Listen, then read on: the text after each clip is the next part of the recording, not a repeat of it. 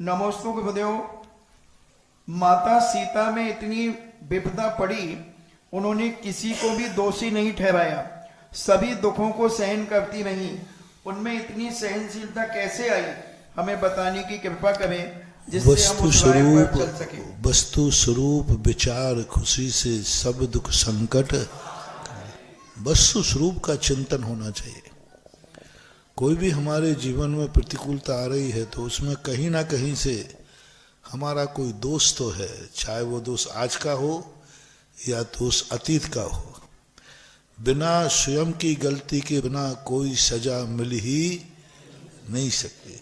बिना गलती के बिना कभी प्रतिकूल वातावरण बन ही नहीं सकता। आज नहीं किया हो, कल किया हो, इस भाव में नहीं किया हो, अगले भाव में किया है।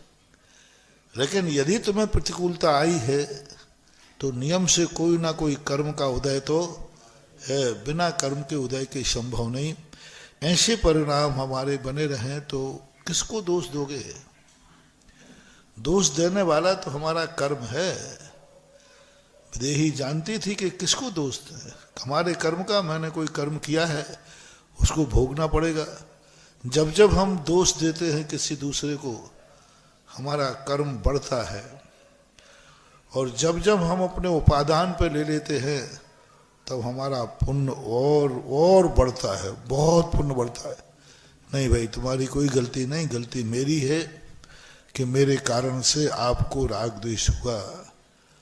साधु हमेशा प्रतिक्रमण करता है, यदि मेरे निमित्त से किसी को यदि दुख हुआ हो तो मैं उसका मिथ्या कहता हूँ। पूरे प्रतिक्रमण में एक कहीं भी बात नहीं आई भगवान किसी ने, पूरे जीवन में कहीं भी हमारे लिए कहीं छूट नहीं है। किसी ने मुझे दुख दिया हो तो भगवान उसका क्या करें? किसी ने यदि मुझे दुख दिया हो तो महाराज जी फिर हमें क्या करना चाहिए? बार बार प्रतिक्रमण लिखा है ना, हमने किसी को दुख दिया हो मन से, वचन से, काया से, कृत से, कार्य से, अनुमोदना से, बार बार यही करते हो किसी को। अरे भाई, किसी ने मुझे दिया हो तो फिर क्या करना है? पूरा आगम छान मारा है, एक स्थान पर नहीं। यदि कोई मुझे दुख देवे तो हमें क्या करना है? उन्होंने कहा कुछ नहीं करना है, सहन करो। कितना ही दुख तुम्हें आ जाए, तुम्हारे लिए उस दुख को मिटाने का कोई उपाय नहीं कहा मुनियों के लिए। और दूसरों को दुख दिया नहीं, तुरंत है खबरदार, तुम दूसरों को दुख क्यों दे रहे हो? वो मुझे इतना दे रहा है तो वो तो देगा, वो तो तुम्हें सहन करना है। वो मुझे इतना दुख दे रहा है तो मैं दुख दूं तो आप टोकते हो, थोड़ा थोड़ा भी दुख दे दे, दुख मुनि हो तुम तो थोड़ा उसको भी रोको, नहीं वो तो देगा तुम्हें। दूसरा दुख देता है तो महाराज धर्म कहता है इससे तुम्हें कोई घाटा नहीं, तुम्हारा पाप घटता है, पुण्य बढ़ता है।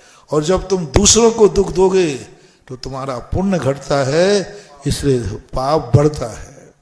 दूसरों को दुख देना, यहां तक कि कोई मार देवे तो महावीर स्वामी कहते मर जा, क्या होता है?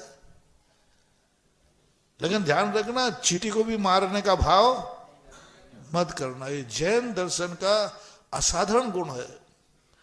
सारी दुनिया में कहा कि कोई तुम्हें मारे तो तुम उसका नाश कर दो, उसको मिटा दो। तो जैन दर्शन कहता है कि नहीं, वो कुछ भी तुम्हारे साथ करे तुम्हें उसका विनाश नहीं करना है।